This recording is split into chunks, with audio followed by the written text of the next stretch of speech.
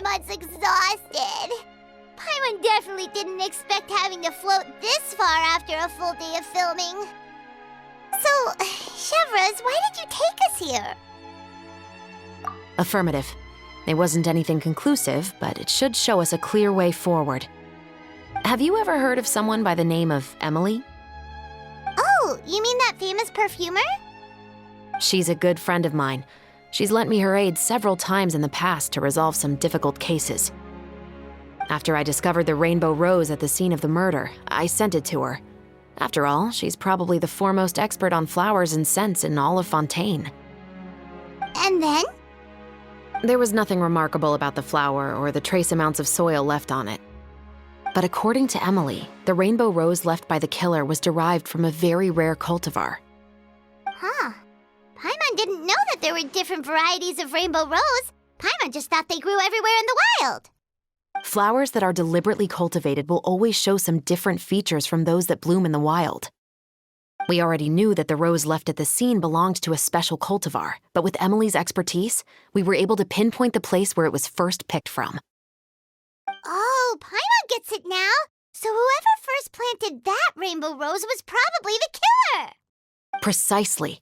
And after we checked what we learned against some sales records from the past, we discovered that there's only one person in all of Fontaine who could grow and sell this specific cultivar.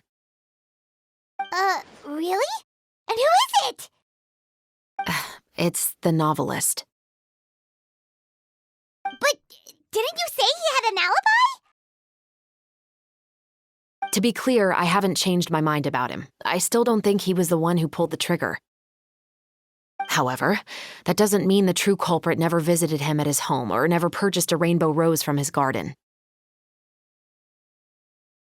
Whatever the case, we will have to confirm a number of things with him. So you mean the next place we need to go is... Yes, we're going to pay him a visit at his home.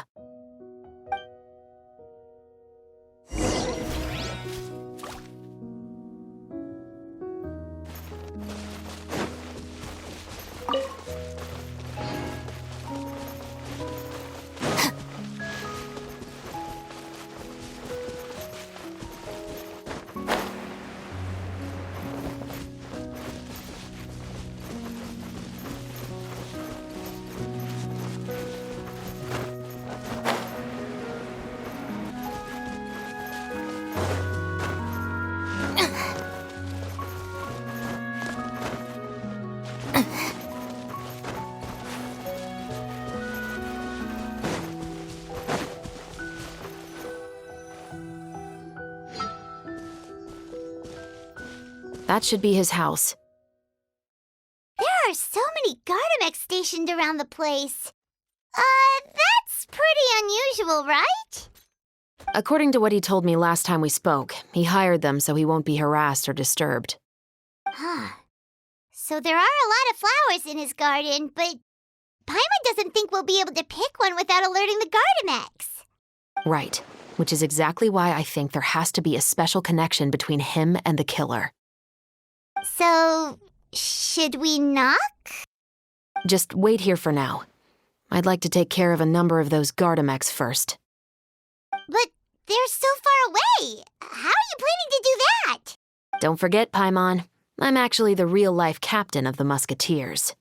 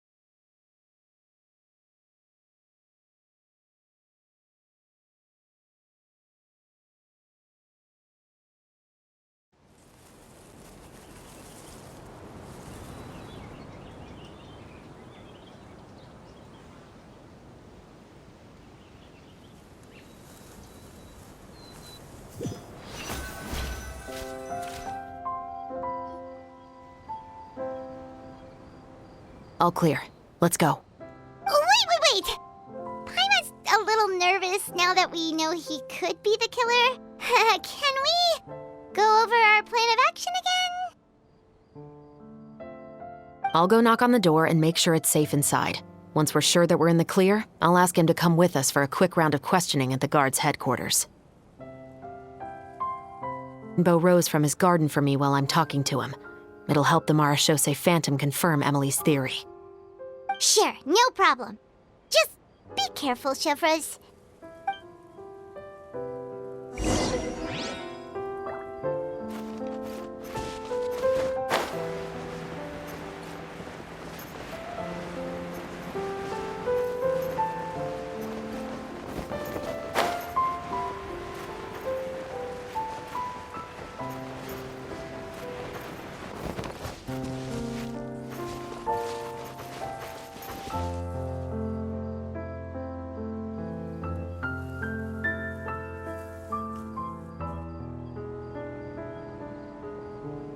Excuse me, Mr. Baptiste, are you home?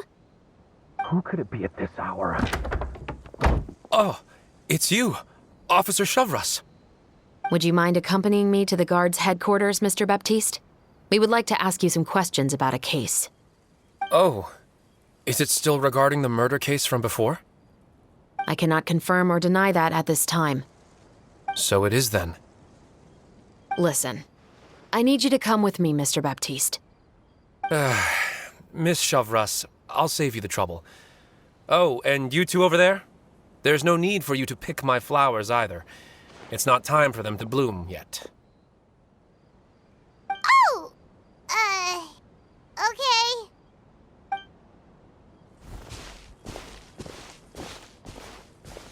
By saving me the trouble, you mean... I will confess, I was the killer. Huh? He just admitted he's guilty!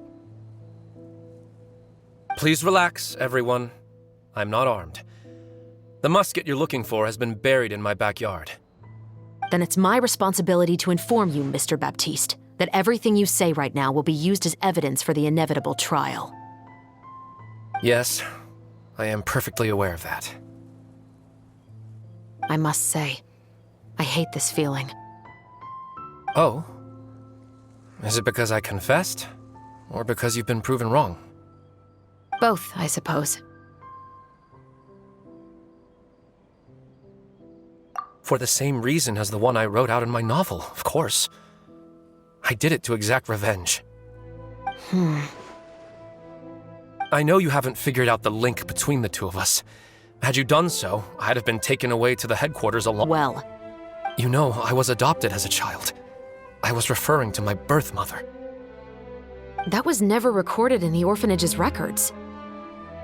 Please forgive a 6-year-old child for concocting some lies to protect himself after watching his mother die right in front of him. So, your novel, it was like a record of your life? No, of course not. It was a work of fiction with many embellished parts. But I am indeed the illegitimate son of a wealthy and influential man who abused his power to murder my mother. That part was 100% real. But the man you killed didn't have a Mora to his name. He was a hired assassin, an irredeemable beast who sank his fangs into a defenseless woman just for a few bags of Mora. But if that's really the truth, you wouldn't be telling us any of this now. You still haven't managed to take revenge against your father, the true mastermind behind it all. I never thought I'd hear that kind of thing from the captain of the Special Security and Surveillance Patrol. I'm simply skeptical about your motives. It's simple, really. I've grown tired of everything and don't want to shoulder this burden anymore. You may have considered me too soft to pull the trigger. Well, as it turns out, you are exactly right. I've become overwhelmed by the aftermath of the murder. So you're going to call a stop to your revenge, just like that? The true mastermind is too rich and too powerful for me.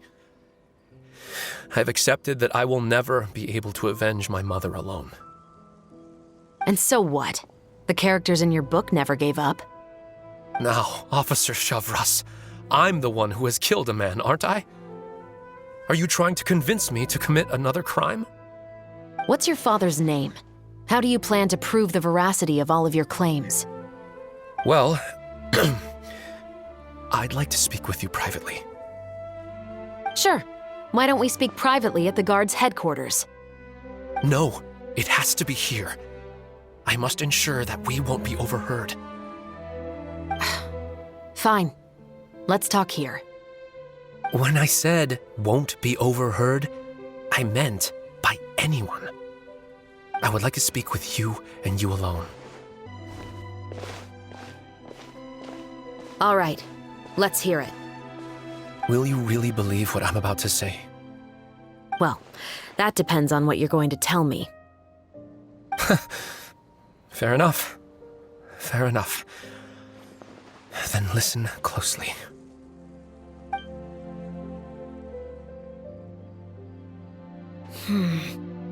So that's how it's all connected. So, it seems you believe me after all. Do you want me to go public with this? No, of course not. At least, not right now. Then why did you bother telling me? You've read my work. What do you think?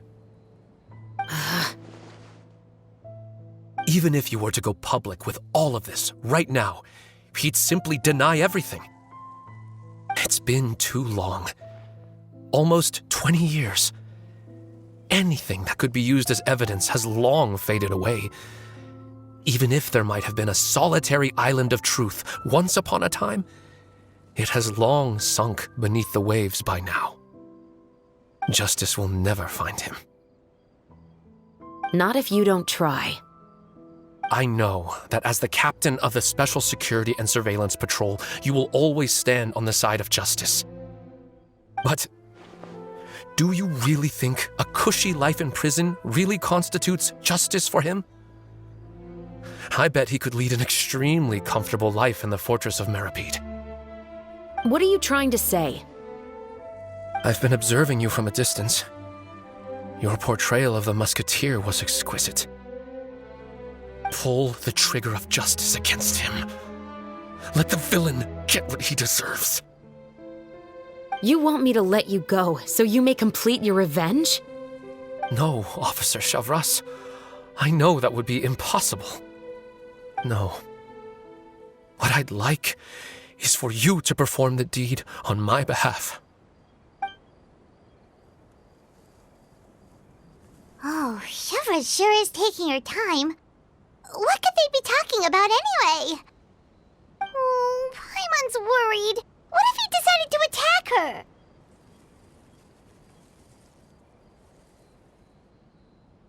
Oh, you do have a point.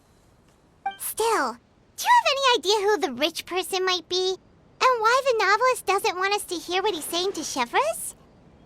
Wanted to escort Baptiste back to the headquarters for questioning. He wasn't lying about the musket. It was indeed buried in his backyard. But what about the name? Did he tell you the name of the rich guy? Yes, he did. But for now, I have to return to the Special Patrol. There are still a few loose ends I need to tie up. I'll probably be quite busy over the next few days, so apologies if you don't see me on set. All right, Paimon understands if you can't tell us everything you know. We'll just keep an eye on the Steambird then. Actually, there's still something else I need your help with.